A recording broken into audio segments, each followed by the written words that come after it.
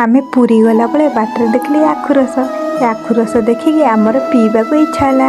मु आ मो भाउज मिसिकी आमे आखु रस पीदेलु। तापर आमे जाइकी पुरी रे पहुँची गलु।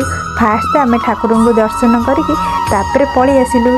तापर मु गोटे कोन आइसक्रीम मगेकी खाइदेली। तापर जाइकी मटर सूप रो दाम बेसी नहीं, मात्र 30 टंका थिला।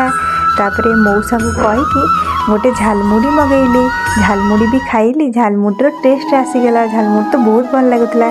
तापर कोली देखिकी खाइबा को इच्छा है। ये कोलटा मगेली पूरा कसा पूरा फालतू थिला। तापर गोटे टाटा ग्लुको पी देकी आमे चलू कि खजा आनिबा पई।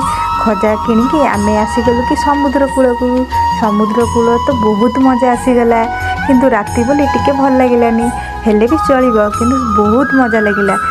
आपण माने इंस्टा रे जेमिति मते सपोर्ट करछनी सेमती यूट्यूब रे भी सपोर्ट करंतु। लाइक कमेंट सब्सक्राइब करंतु। रहिली जय जगन्नाथ।